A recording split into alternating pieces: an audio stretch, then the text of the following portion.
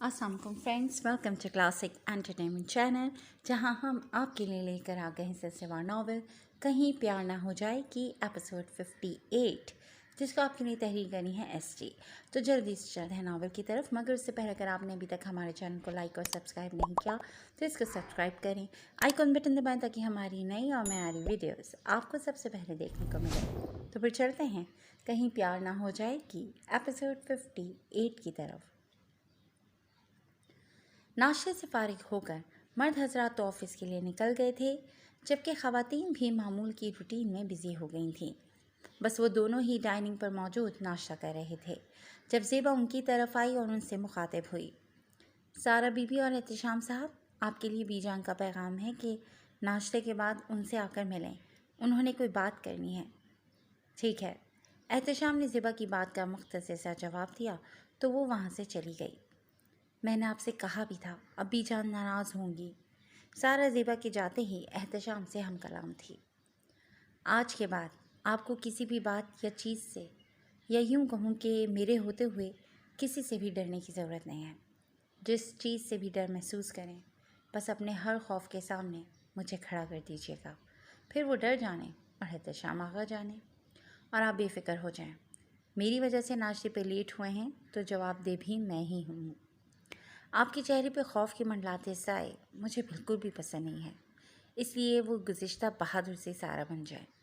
अब तो आप सारा एहतशाम हैं, फिर खौफ और आपका जोड़ बनता नहीं है, सिवाय एक मुकाम के। सो अब आपको मेरे अलावा किसी से भी नहीं डरना चाहिए। इस बात के साथ ही चेहरे पर दिलकश शरीर सी मुस्कुराहट उभरी थी, जिसे छुपाने की सही तो वो कर रहा था लेकिन कर नहीं पाया, जबकि सारा ने भी इस बात पर बेसाख्ता ही उस पर निगाह की थी। जब मैं आपके साथ खड़ा हूँ तो फिर किसकी ज़रूरत है कि आप तक पहुँचे या आपको ईज़ा पहुँचाए। दूसरे ही लम्हे एहतशाम ने अपना मजबूत हाथ मेज़ पर पड़े उसके नाजुक हाथ पर रखते हुए रसान से कहा। सारा ने मुस्कुराकर इस बात में सर हिला दिया था। वो इस शख्स को देख रही थी जो पहले पहल किस कदर खड़ूस था, और अब मोहब्बत ने उसकी शख्सियत में आजिज़ी के रंग भर दिए थे। सारा को आज वाकई खुद पर रश्क होने लगा था। उसे इस शख्स पर बेपनाह प्यार आया था। सारा, नाश्ता ठंडा हो रहा है, फ़िक्र ना करें, आपको रूम में जाकर ख़ुद को देखने का भरपूर मौका फ़राहम करूँगा। रूम से तो भागने की जल्दी थी, अब यहाँ सबके बीच बैठे आप टकर टकर मुझे निहार रही हैं, लेकिन यहाँ से गुज़रते हुए कोई आपको यूँ नज़र भर कर दीवानावार देखते पाएगा तो दीवानी समझ बैठेगा। वो भी सोचेंगे ना, इतनी तरसी हुई निगाहों से सुबह सुबह मियाँ को क्यों तके जा रही है। ये जुनूनियत कमरे की हद तक रखते हैं। आदाब मोहब्बत यही है कि सरेआम ऐसी गुस्ताखियाँ नहीं करते। खैर, एहतशाम आगा के साथ रहते रहते बहुत कुछ सीख जाएंगे। एहतशाम ने भरपूर मुस्कुराहट के साथ सरगोशी की तो वो खिफ़्फ़त ज़दा पलकों की झालर गिराए उनकी लर्जिश पर काबू पाने की सही कर रही थी। एहतशाम प्लीज़, आप ये बार बार मुझे कंफ्यूज करना बंद करें। तरसी हुई निगाहों का भला क्या मतलब है? अब मैं तो यूँ ही देख रही थी, सारा ने संभलते ही बुरा मनाने की एक्टिंग करते हुए कहा, जबकि एहतशाम उसके चेहरे के खूबसूरत रंग देखकर खुश हो रहा था। इम्प्रेसिव। तो तरसी हुई निगाहों का मतलब नहीं जानती आप? वैसे कभी कभी ना आप भूलेपन की इंतहाओं को छू लेती हैं, तब मेरा जी चाहता है कि मासूमियत के अव्वल दर्जे पर फाइज होने पे आपको अवार्ड से नवाजूँ। नाश्ता कीजिए, ये मतलब भी मैं आपको रूम में ही जाकर समझाऊंगा। एहतशाम बड़बड़ाते हुए फिर नाश्ते में मसरूफ़ हो गया था। सारा उसकी ज़माइनी गुफ्तगू से उलझन का शिकार तो हुई थी, मगर फिर वक्त खामोशी इख्तियार करती वो दोबारा उस पर निगाह किए बिना नाश्ता करने में खुद को मसरूफ़ ज़ाहिर करने में लगी थी। नाश्ते के बाद जैसे ही वो लोग बीजान के कमरे में आए, एहतशाम के नंबर पर ऑफिस से कॉल आई। अस्सलाम वालेकुम दादो, मैं ये कॉल सुनकर बस 2 मिनट में आता हूँ। वो एक्सक्यूज़ करता वहाँ से बाहर की तरफ आ गया। बीजान से ये कहने का मकसद ये था कि वो उसके आने तक सारा से कोई बात ना करें, बल्कि उसके लौटने का इंतज़ार करें, लेकिन ऐसा नहीं हुआ था। जबकि उसको बाहर जाते देखकर सारा के चेहरे की रंगत उड़ चुकी थी कि अब उसे बीजान के सवालों के जवाब अकेले ही देने होंगे। बीजान से सुबह का सलाम कहते वो उनके इशारे पर सामने सोफे पर बैठ चुकी थी। एहतशाम अपने कमरे में क्यों नहीं सोता? बीजान तो बिना किसी तमहीद के सीधा सीधा मुद्दे की बात पर आई थी। لیکن سارا کے سر پر تو گویا بم پھٹا تھا، کیونکہ اس کے لیے یہ غیر متوقع سوال تھا۔ اسے تو لگا تھا کہ بی جان ناشتے پر نہ آنے کی وجہ سے دریافت کریں گی، لیکن اس سوال پر تو زبان گنگ تھی۔ اس سوال کی تو وہ کوئی تیاری ہی نہیں کر کے آئی تھی۔ جب ہی ذہن میں منتشر الفاظ کو جوڑ کر کوئی ترتیب دے جملے کی شکل دینے کی صحیح میں تھی۔ میں کچھ پوچھ رہی ہوں سارا، احتشام کے لائبریری میں سونے کی وجہ کیا ہے آخر؟ اب تک وہ اپنے کمرے میں سوتا تھا، اب شادی کے بعد کیا ایسی آفت آن پڑی ہے کہ وہ لائبریری میں ڈیرے جمائے بیٹھا ہے؟ یہ تو مجھے پتہ چل چکا ہے کہ تم دونوں شروع دن سے ہی یہ کھیل رچائے ہوئے ہو، لیکن مجھے اس کی وجہ جاننی ہے۔ بیٹا، اگر وہ تمہیں نکاح میں لینے کے بعد بھی تمہارے حقوق اور اپنے فرائض سے دستبردار ہے تو تم نے ہمیں بتایا کیوں نہیں؟ اچھا بھلا سمجھدار انسان تھا، پتہ نہیں دن بہ دن اسے کیا ہوتا جا رہا ہے، کہیں آشا کے روپ میں تو یہ سب نہیں کر رہا۔ دیکھو بیٹا، تم مجھے اپنی نانو نہیں بلکہ اپنی دوست سمجھ کر کھل کے بتاؤ، آخر بات کیا ہے؟ اور احتشام سے بالکل ڈرنے کی ضرورت نہیں، جو بھی بات ہے مجھے صاف صاف بتاؤ۔ تم دونوں کو تو میں نے سمجھایا بھی تھا، وہ پھر بھی اسی ڈگر پر چل رہا ہے، حد ہے ویسے۔ بی جان نے سارا سے دریافت کیا تھا، ساتھ ہی اس معاملے میں اپنے غم و غصے کا اظہار بھی کیا تھا۔ نہیں نانو، ان کا قصور نہیں ہے، یہ دوریاں میری وجہ سے حمائل تھیں، لیکن اب سب کچھ ٹھیک ہے۔ بس آشا اور احتشام کے گزشتہ رشتے کو لے کر میں کچھ انسیکیور فیل کر رہی تھی، کیونکہ احتشام بھی تو ہر وقت اپنے موڈ میں رہتے تھے، تو مجھے لگا انہیں مجھ میں کوئی دلچسپی نہیں ہے، بس اسی وجہ سے۔ لیکن اب سب ٹھیک ہے۔ سارا نے سوچا اب غلطی اس کی ہے تو اسے تسلیم بھی کر لینا چاہیے، کیونکہ بی جان بھی احتشام کو ہی مورد الزام ٹھہرا رہی تھی۔ کیا؟ سارا، یہ میں کیا سن رہی ہوں بیٹا؟ تم اپنے مرد کا امتحان لے رہی تھی؟ یہ سب گناہگاری کے زمرے میں بھی آتا ہے، جانتی بھی ہو تم؟ جب تم اس کے نکاح میں تھیں پھر کیسے اسے خود سے دور رکھ سکتی ہو بیٹا؟ میاں بیوی کے رشتے میں مرد کا رتبہ بلند رکھا گیا ہے کہ وہ عورت کا محافظ ہوتا ہے اور اس کی ہر ضرورت کا خیال رکھتا ہے، لیکن اچھی بیوی وہ ہوتی ہے جو شوہر کے تابع رہے بیٹا، بدلے میں اسے بھی اپنی ذات سے سکھی پہنچائے۔ اگر مرد کی غلطی بھی ہو تو ایک عورت اس کے غرور کو نہیں توڑتی، اسے نہیں جھکنے دیتی، بھلے اس کے لیے اسے خود جھکنا پڑے۔ اور یہ وہ فارمولا ہے جس پر عمل کر کے اس کی عزت و وقار مرد کی نگاہوں میں کہیں زیادہ بڑھ جاتا ہے، اور پھر مرد کو بھی اپنی غلطی کا ادراک ہو جاتا ہے کہ غلط تو میں تھا، لیکن میری عورت نے جھک کر مجھے تکریم بخشی ہے تو بدلے میں وہ اتنی ہی عزت اور پیار تم پر لٹائے گا۔ اگر مرد کے ساتھ آپ ایک حلال رشتے سے منسلک ہے تو یاد رکھنا بیٹی، اچھا مرد جو ہوتا ہے وہ کبھی ادھار نہیں رکھتا، ہمیشہ تمہاری دی گئی عزت، پیار اور سکون کو سود سمیت تمہیں لوٹائے گا۔ اور یہاں اس کی غلطی بھی نہیں تھی، تمہیں غلط فہمی کی بنا پر اس کا امتحان لینے بیٹھ گئی۔ دیکھو بیٹا، میں نے تمہیں پہلے بھی سمجھایا تھا، آج پھر سمجھا رہی ہوں اور اپنے گزشتہ الفاظ کو دہرا رہی ہوں کہ اگر کوئی بھی جھگڑا یا غلط فہمی ہے تو تم دور کر لو اسے۔ عورت اگر جھک جائے تو وہ چھوٹی نہیں ہوتی، بلکہ مرد کی نظر میں اس کا رتبہ کہیں زیادہ بڑھ جاتا ہے۔ اکڑنا انسان کا شیوا نہیں ہے، اکڑتے تو مردے ہیں۔ اور ضد تو شیطان نے کی تھی، شیطان اکڑ گیا تھا، ضد بازی کی تھی، اپنی حد سے تجاوز کیا تو اسے راندہ درگاہ کر دیا گیا۔ بس مرد بھی عورت کا مجازی خدا ہے، جسے تم عزت و محبت کے ساتھ تو تسخیر کر سکتی ہو، لیکن اس کے مقابلے میں کھڑی ہو جاؤ گی تو اپنے مقام سے گرا دی جاؤ گی۔ پھر تم اپنی حماقت کے بدلے اسے مورد الزام ٹھہرا کر اپنی ناقدری کا رونا بھی رو لو تو کوئی فائدہ نہیں ہوگا۔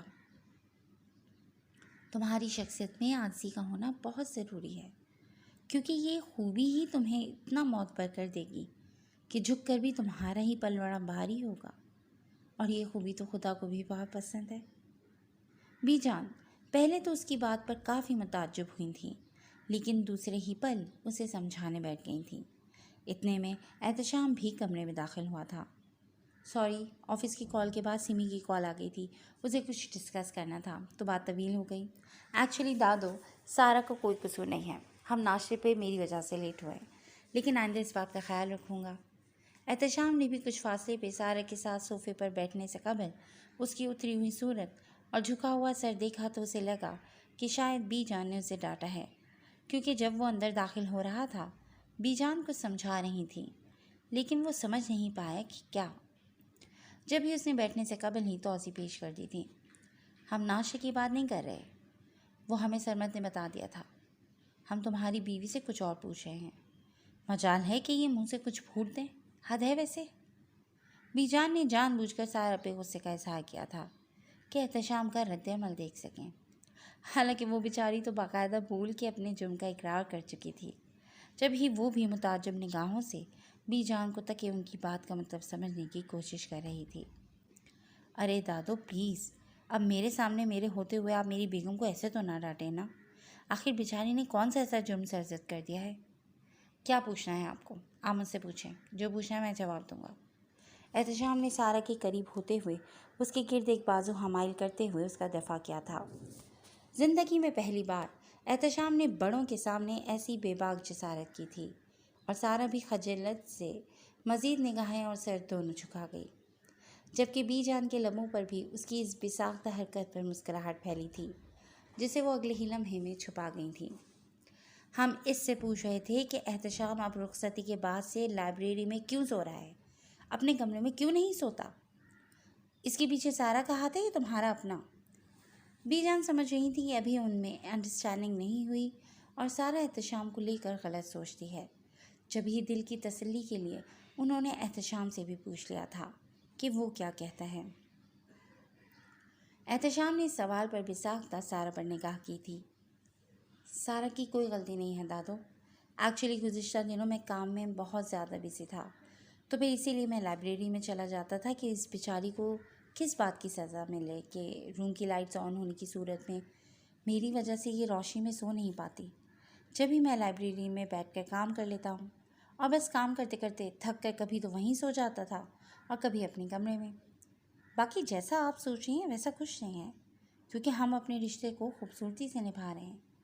احتشام نے دھیمے لہجے میں ٹھہر ٹھہر کر پر اعتمادی کے ساتھ جواب دیا، تو اس بار سارہ بھی نگاہ اٹھائے متعجب نگاہوں سے اسے دیکھ کر رہ گئی۔ اچھا، تو تمہاری غلطی ہے بیٹا، تمہیں تو ہم بہت سمجھدار سمجھتے تھے۔ کیا تم نہیں جانتے کہ میاں بیوی کے رشتے کے کچھ تقاضے ہیں جنہیں نبھانا تمہارا فرض ہے؟ کیا آفس کا کام گھر پر کرنا ضروری ہے، یا پھر پیسے کی ہوس نے اپنے فرائض بھی بھلا دیے ہیں اور تم اس لڑکی کے ساتھ ناحق ظلم کر رہے ہو؟ بی جان بھی اس کا پورا امتحان لینے پر تل چکی تھی، جبکہ سارہ ہمنوں کی طرح انہیں تکے جا رہی تھی کہ جب وہ انہیں سب سچ بتا چکی ہے تو پھر وہ ایسے کیوں کر رہی ہیں۔ جی مانتا ہوں کہ میری غلطی ہے، اور یہ بھی جانتا ہوں کہ میں نے وقت نہ دے کر اب تک بہت زیادتی کی ہے سارہ کے ساتھ، بہت غلط کیا ہے، لیکن آئندہ میں کوشش کروں گا کہ آفس کا کام جہاں تک ممکن ہو سکے آفس تک ہی محدود رکھوں۔ آپ پریشان نہ ہوں، آئندہ سے ہم کبھی آپ کو شکایت کا موقع نہیں دیں گے۔ احتشام نے آج اس کا یہ الزام بھی اپنے سر لیتے ہوئے اس کی نگاہوں میں کہیں بہت بر ہو گیا تھا۔ سارہ کی آنکھیں چھلکنے کو تیار تھیں، لیکن وہ انہیں مسلسل جھپکائے آنسوؤں کو بہنے سے روکنے میں کامیاب ہو گئی تھی۔ سن رہی ہو سارہ بیٹی، اب تمہارے ذہن میں بھی جو کوئی غلط فہمی ہے تو اسے نکال دو، معاف کر دو احتشام کو، اور تم بھی اب شوہر کو شوہر تسلیم کر لو۔ یہ گھر اب تمہارا ہے بیٹا، اسے اب تم نہیں سنوارنا ہے، اور اپنے شوہر کو بھی۔ بی جان کی بات پر شرمندہ سی سارہ نے اس بات میں سر ہلاتے ہوئے حامی بھر لی تھی۔ جی نانو، ایسا ہی ہوگا۔ ویسے احتشام، تمہاری بیگم تو کوئی اور ہی قصہ سنا رہی تھی مجھے، وہ تو کہہ رہی تھی کہ اس کی وجہ سے تم لائبریری میں سوتے ہو، نہ کہ اپنے کام کی وجہ سے۔ بی جان کے یہ جملے سامنے بیٹھے شخص کی تمام خود اعتمادی کو غارت کرنے کے لیے کافی تھے۔ اس بات پر اس نے بے ساختہ سارہ کو دیکھا، جو اپنی نئی حماقت کے بعد اب اس کے تاثرات دیکھنا چاہتی تھی۔ احتشام نے تعصب سے سارہ کو دیکھ کر نفی میں سر ہلایا تو وہ کچھ بھی سمجھ نہیں پائی تھی۔ نہیں دادو، ایسا بالکل بھی نہیں ہے، اصل وجہ یہی ہے جو میں آپ کو بتا چکا ہوں۔ میری بیگم کی سافٹ نیچر سے تو آپ واقف ہی ہوں گی، بس یہ الزام اپنے سر لے کر مجھے ڈیفینڈ کرنے کی کوشش کر رہی ہوگی، اور آپ نے بھی یقین کر لیا۔ احتشام نے بڑی طمانینت سے اپنے اعتماد کو پھر سے بحال کرتے ہوئے الٹا سوال داغے انہیں ہی تذبذب کا شکار کر گیا۔ بی جان واقعی الجھ گئی تھیں۔ وہ سمجھ نہیں پا رہی تھیں کہ سارا نے احتشام کو ڈیفینڈ کرنے کی کوشش کی ہے یا دراصل احتشام سارا کو ڈیفینڈ کر رہا ہے، لیکن معمہ وہیں تھا۔ وہ سوچ رہی تھی کہ ان میں اتنی ہی الفت ہے کہ ایک دوسرے کو ڈیفینڈ کر رہے ہیں، تو پھر ان دونوں کی دوریوں کی کیا وجہ ہو سکتی ہے؟ ہم نے تم دونوں سے خواہش کا اظہار کیا تھا۔ بی جان کو اور کچھ نہ سوجھا تو انہوں نے نئے پیترے کے ساتھ میدان میں اتر آئیں کہ شاید کوئی کڑی ہاتھ آ جائے۔ کون سی خواہش؟ سارا تو احتشام کے آنے کے بعد مسلسل خاموش ہی تھی، جیسے تمام گفتگو بی جان اور احتشام کے درمیان طے تھی۔ اسے تو بس خاموشی سے سب سننا تھا۔ تمہیں نہیں لگتا کہ اس گھر کی رونقوں میں اضافہ ہونا چاہیے؟ زندگی کا کیا بھروسہ ہے، لیکن میں تم دونوں کے بچوں کو دیکھنے کی مشتاق ہوں۔ بی جان نے بھی دھڑلے سے اپنی خواہش کا اظہار کیا تھا۔ خواہش تو ہم دونوں کو بھی بہت ہے، لیکن یہ معاملہ خدا پر چھوڑ دیں۔ بس آپ دعا کیجیے، اللہ پاک آپ کی زبان مبارک کریں۔ احتشام کی نگاہیں بی جان کے چہرے کا طواف کر رہی تھیں، لیکن اس نے اپنے پہلے جملے پر سارا کے گرد ہمارے بازو کا گھیرا مزید تنگ کیا تھا۔ سارا تو بس اپنے عوارض پہ رقص کرنا رنگوں کو چھپانے کی کوشش میں سر جھکائے اس کے پہلو میں دبکی بیٹھی تھی۔ کیوں نہیں میرے بچوں، میں تو ہر پل یہی دعا کرتی ہوں کہ جلدی وہ گھڑی آئے جب تم دونوں کی طرف سے یہ خوشی کی خبر سننے کو ملے۔ بی جان نے محبت کے ساتھ امید بھرے لہجے میں کہا تو ان دونوں کی گفتگو سن کر سارا کو وہاں بیٹھنا محال ہو گیا۔ مجھے ماما بلا رہی تھی، میں ان کی بات سن کر آتی ہوں۔ وہ احتشام کے حصار سے نکلتی بہانہ تراشے وہاں رکی نہیں تھی۔ اس کے چہرے پر حیا کے رنگ بکھرتے دیکھ کر بی جان کو بھی کچھ امید لگی تھی کہ ان کے درمیان سب ٹھیک ہے۔ شاید احتشام ٹھیک ہی کہہ رہا ہو۔ میں بھی چلتا ہوں، اب آفس کے لیے آج بہت لیٹ ہو گیا ہوں۔ خیر آپ پریشان نہ ہوا کریں، آپ نے ہی تو کہا تھا کہ نکاح کے 3 بول کا اعزاز ہوگا اور ہمارے دلوں میں محبت کی کلی کھل اٹھے گی۔ تو جان لیں کہ وہ اعزاز ہو چکا ہے اور وہ کوبل پھوٹ چکی ہے۔ انشاءاللہ باقی کے خواب بھی آنے والے دنوں میں ضرور پورے ہو کر رہیں گے۔ اور پھر کچھ دیر میں احتشام بھی آفس کا کہہ کر ان سے اجازت لیتے ہوئے اٹھا اور ان کی جبیں پر بوسہ دیتے ہوئے تسلی دے کر اپنی بات کہہ کر باہر نکل گیا۔ انشاءاللہ الہی آمین، بی جان کے لبوں سے بے ساختہ نکلا۔ وہ قدرے مطمئن سی آنے والے دنوں کے بارے میں سوچنے لگی تھیں۔ احتشام کمرے میں اپنا لیپ ٹاپ، بیگ اور فائلز لینے آیا تو سارا کو شیشے کی دیوار نما کھڑکی کے پاس کھڑے ہوئے کسی سوچ میں گم پایا۔ جو کرٹن ہٹائے بظاہر تو اس کے پار دیکھ رہی تھی، لیکن کسی گہری سوچ میں گم تھی۔ احتشام ات کھلے دروازے سے اندر داخل ہوا تھا، اس لیے وہ کوئی آہٹ محسوس نہیں کر پائی تھی۔ احتشام بھی کچھ سوچ کر دبے قدم اٹھاتا اس کے پیچھے آن کھڑا ہوا۔ یہ تو آپ کو اندازہ ہو چکا ہوگا کہ گھر والے ہم سے کیا کیا امیدیں وابستہ کیے بیٹھے ہیں۔ احتشام نے اسے باہوں کے حصار میں لیتے ہوئے سرگوشی کی۔ سارا تو کسی کے اچانک لمس پر دبی دبی چیخ کے ساتھ بے ساختہ اچھلی تھی، لیکن دوسرے ہی لمحے احتشام کی آواز پر خفت زدہ سی سمٹ کر رہ گئی۔ آپ بھی نا ڈرا دیا مجھے۔ آپ کو آفس کے لیے دیر نہیں ہو رہی آج؟ سارا نے دل پر ہاتھ رکھے خوف پی جانے کے بعد بات بدلی تھی۔ ڈرنے کی بجائے اب عادی بنا لیں خود کو۔ اور رہی بات لیٹ ہونے کی، تو آپ کو سامنے دیکھتا ہوں تو لگتا ہے آفس جانے کے لیے ابھی بہت وقت پڑا ہے۔ میرے لیے چلتی گھڑیوں پر دوڑتا وقت بھی ٹھہر سا جاتا ہے۔ جب آپ کے ساتھ ہوتا ہوں تو وقت کا حساب کتاب نہیں رکھتا، کیونکہ یہ حساب رکھنے لگا تو زندگی کی ہر ساتھ ہر پل بھی آپ کے ساتھ گزار دوں تب بھی لگے گا کہ وہ بہت ظالم ہے، بہت جلدی گزر گیا۔ اس لیے مثال یار میں لمحوں کی بجائے ان گنت محبتوں کی بارش کو لازم و ملزم قرار دیا جائے تو اس ایک پل میں ہی ہم صدیوں کے برابر جی سکتے ہیں، اور میں ایسی کئی صدیاں آپ کے ساتھ بتانے کا خواہش مند ہوں، اور آج سے ہم اس کا آغاز کریں گے۔ احتشام ہر بار ہی اسے سامنے پا کر انوکھے جذبوں کی لے میں بہکتا چلا جاتا تھا۔ بات کے دوران اس کا شوخ ہونا وہ تو نہیں جان پایا تھا، لیکن سارا تو اس کے ہر رنگ کو اچھے سے دیکھتی اور محسوس کرتی تھی۔ تیار رہیے گا، آج آپ کو ایک سرپرائز دینے والا ہوں۔ احتشام اسے خاموش پا کر پھر سے بولا تھا۔ کیسا سرپرائز؟ سارا نے بمشکل سوال کیا۔ اگر بتا دوں گا تو سرپرائز نہیں رہے گا نا؟ بس آپ کو اتنا بتا دوں کہ آپ کو احتشام آغا اپنے ناولز کے ہیرو سے کہیں زیادہ اچھا لگے گا۔ آپ کو باور کروا دوں کہ حقیقی زندگی کا ہیرو ان فرضی کرداروں سے بہت بہتر ہے اور بڑھ کے ہے، اور ان کہانیوں کے کردار ہمارے ارد گرد ہی کہیں ایگزسٹ کرتے ہیں، لیکن ہم انہیں دیکھ ہی نہیں پاتے اور نہ ہی سمجھ پاتے ہیں۔ احتشام نے پھر سے سرگوشی کی تو سارا کے ذہن میں بیک وقت کئی سوال سر اٹھانے لگے۔ وہ کیا کرنے والا تھا اور کیا چاہتا تھا؟ جب سارا نے مڑ کر اسے دیکھا تو اس کی آنکھوں کی چمک سے فی الوقت یہ اندازہ لگانا مشکل تھا۔ یہ سوال اور اس کا جواب سارا کی سمجھ سے بالاتر تھا۔ اچھا جائیں، دیر ہو رہی ہے آپ کو۔ سارا نے اس کی مخمور نگاہوں کو خود پر مرکوز پایا تو اسے بازو سے پکڑے ہوئے دروازے کی طرف اشارہ کرتے ہوئے بولی، اچھی بیویاں تو شوہر کو جاتے دیکھ کر ان کو روکنے کی خواہاں ہوتی ہیں، اور یہ کون سا طریقہ ہے؟ بھلا کون سی بیوی اپنے شوہر کو اس ڈھنگ سے خداحافظ کہتی ہوگی؟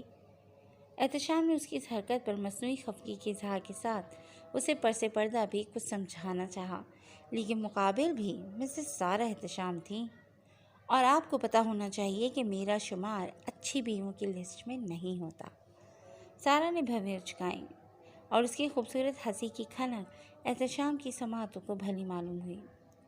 اور جب میں اپنی آئی پہ آیا تو آپ کو اچھی بیوی بننے میں زیادہ وقت نہیں لگے گا، سو بہتر ہے پیار سے مان جائیں اور محبت بھرے انداز میں شوہر کو رخصت کریں۔ اس کی تھوڑی کو پکڑے اس کی آنکھوں میں آنکھیں ڈالے اپنی بات سے اسے بہت کچھ باور کروا گیا، لیکن سارا تو اس کی بات پر ناسمجھی سے اسے دیکھ کر آنکھوں ہی آنکھوں میں سوال کرنا تھی کہ اب وہ اس سے کیا چاہتا ہے۔ ویسے آپ اب شادی شدہ ہیں، لیکن آپ کا بچوں کی طرح انجان بنے رہنے کا شوق کہیں نہیں جاتا، اور اوپر سے یہ اول درجے کی معصومیت۔ جی تو چاہتا ہے کہ آپ کو ایوارڈ سے نوازوں۔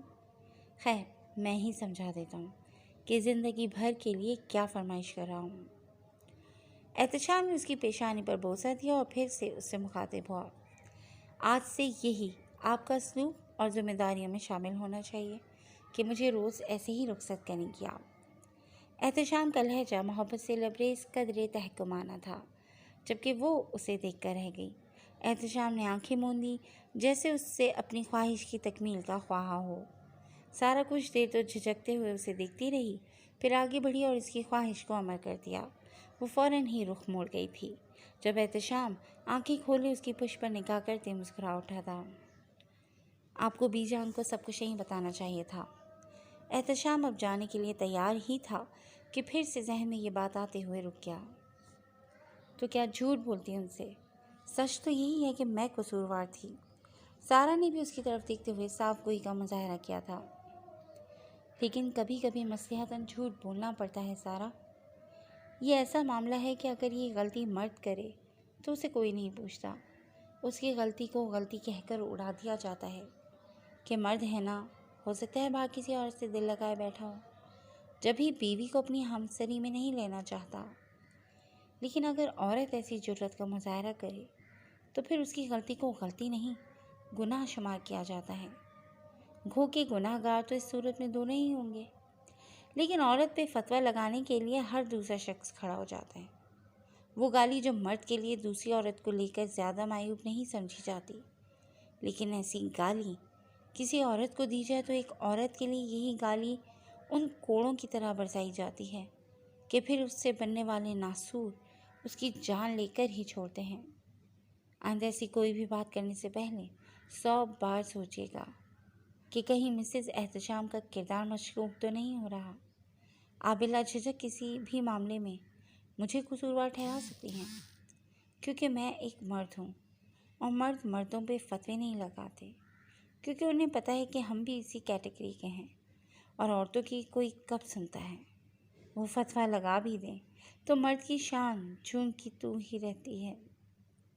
بس کہنا یہ چاہتا ہوں کہ میں کبھی نہیں چاہتا تھا کہ کسی کی نگاہوں میں آپ کا جو مقام ہے اس میں ذرا برابر بھی کمی آئے۔ چلتا ہوں، سرپرائز کے لیے تیار رہیے گا۔ وہ سارا کا رخسار سہلاتے ہوئے اسے ایک بار پھر سے حیران کرتا لائبریری کی طرف قدم بڑھا گیا تاکہ وہاں سے اپنا لیپ ٹاپ بیگ اور فائلز لے سکے، جبکہ وہ حیرت کا مجسمہ بنی اس شخص کے بارے میں سوچتے ہوئے اسے سمجھنے کی کوشش میں تھی۔ جی فرینڈز، آج کے لیے بس اتنا ہی۔ کیسی لگی آپ کو آج کی ایپیسوڈ؟ امید ہے پسند آئی ہوگی۔ جڑے رہے گا کلاسک انٹرٹینمنٹ چینل کے ساتھ، جہاں بہت جلد ہم ایک نئی ایپیسوڈ لے کر آئیں گے۔ ٹل دین ٹیک کیئر اینڈ اللہ حافظ۔ السلام علیکم فرینڈز۔